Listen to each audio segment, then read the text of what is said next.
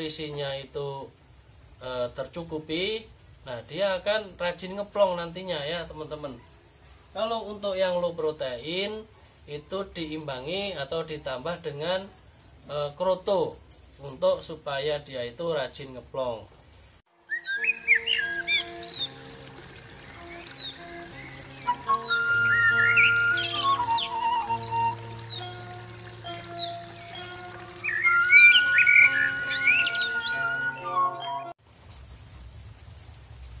Assalamualaikum warahmatullahi wabarakatuh.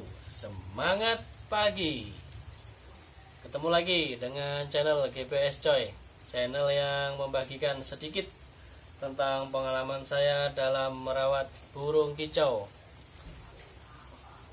Baiklah teman-teman, pada kesempatan kali ini saya akan membahas seputar murai batu ya teman-teman ya. Banyak teman-teman itu menanyakan kenapa murai batu saya itu hanya ngeriwik saja gitu kan, nggak mau ngeplong ya, misalnya nggak mau sering ngeplong gitu kan, jarang-jarang ngeplongnya. Sebenarnya gini teman-teman ya, kalau murai batu yang kita miliki itu udah mulai ngeriwik ya, itu bertanda bagus. Nah, kenapa bagus? Karena dia sudah mulai mengenali area wilayah kekuasaan dia ya, atau sudah bisa beradaptasi dengan lingkungan, dengan lalu lalang orang, kebisingan di rumah kita ya. Jadi burung murai batu tersebut sudah mulai menguasai meskipun belum gacor gitu ya teman-teman ya. Itu hal yang pertama yang harus teman-teman itu pahami. Jadi burung ngeriwik itu bukan jelek, bukan.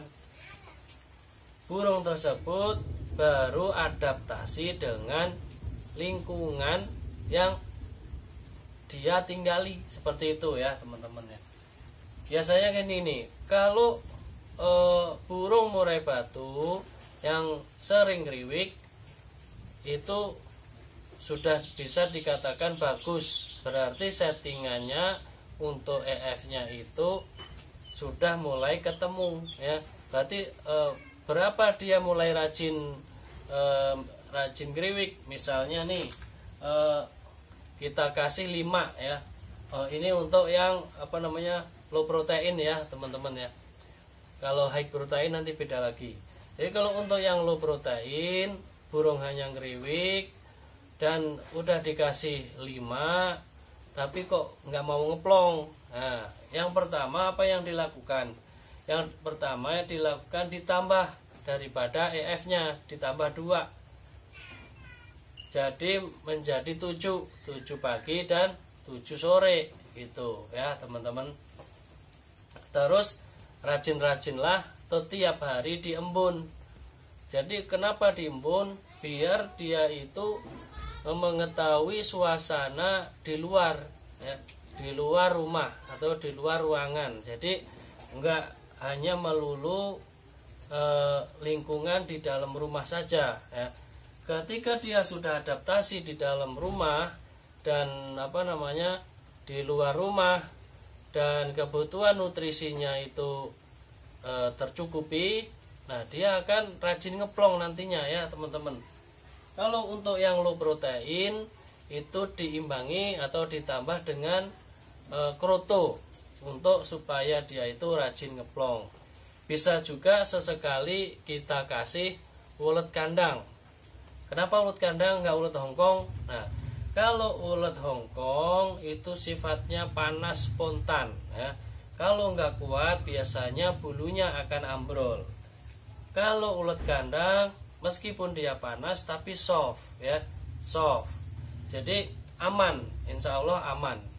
Itu kalau untuk burung yang hanya ngeriwik saja. Dikasih ulet kandang bagus ya teman-teman ya. Biasanya pagi kan dikasih jangkrik ya. Habis itu setelah itu dikasih ulet kandang ya, secukupnya lah, sesendok ya. Sesendok itu bisa sampai sore ya, bisa seharian ya. Karena dia itu dimakannya itu sedikit-sedikit biasanya gitu kalau saya perhatikan di murai batu saya untuk yang pemakan low protein ya teman-teman. Jadi ketika kita konsisten terus kita lakukan jangkrik 7, kita diselingi kroto, diselingi ulet kandang gitu selama ya paling lama itu 2 minggu, itu nantinya akan mulai ngeplong ya, mulai ngeplong. Nah, kalau udah berani ngeplong ya teman-teman ya, kalau udah mulai ngeplong, nah kita biarkan dulu settingan tersebut. Udah mulai mau gacor belum? Nah, kalau hanya ngeplong terus ngeriwik lagi, kita tambah lagi ya, kita tambah lagi EF jangkriknya ya, kita tambah lagi EF jangkriknya menjadi berapa tadi kan 7, kasih jadi 10. Nah gitu ya teman-teman ya, kita biarkan sampai seminggu atau 2 minggu. Nah insya Allah kalau udah segitu pasti gacor, insya Allah gacor, karena itu yang saya lakukan ketika menggunakan por low protein dengan kombinasi EF-nya seperti itu, yang dari ngeriwik jadi ngeplong ya. Terus bagaimana lagi terapinya? Ketika EF-nya sudah seperti itu, kita masterin dengan suara air ya, atau kita gantung di dapur atau di dekat kamar mandi. Nah, kalau di dekat kamar mandi atau dapur itu kan aktivitas orang-orang yang ada di rumah kita itu biasanya nyuci piring ya kan, atau sedang ngucurin air di kamar mandi. Dia itu kan jadi rileks ya, jadi tenang. Jadi ketika tenang, rileks, dan dia itu akan akan semangat untuk bunyi gitu kan. Jadi nggak ada gangguan, jadi dia akan leluasa untuk bunyi gacor ya teman-teman. Jadi seperti itu ya, terapinya seperti itu supaya burung yang ngeriwik itu bisa jadi gacor kembali. Jadi teman-teman tuh kunci yang lainnya yaitu harus sabar. Kalau pengen piara murai batu itu kita harus utamakan kesabaran kita ya.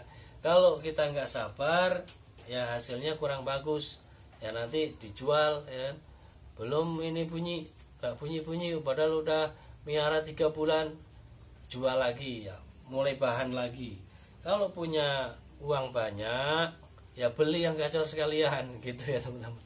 Tapi sebenarnya kita mau melihara murai batu itu yang kita nikmati itu prosesnya ya, dari belum bunyi, ngeriwik, ngeplong, gacor ya kan, keluar isian, terus sampai lomba juara. Nah itu proses itu yang susah kita miliki atau susah kita pelajari atau kita lakukan kalau kita tidak sabar. Demikian sedikit ulasan saya tentang murai batu yang ngeriwik aja supaya jadi ngeplong dan gacor. Semoga ini bisa membantu. Akhirnya wassalamualaikum warahmatullahi wabarakatuh. Semangat pagi.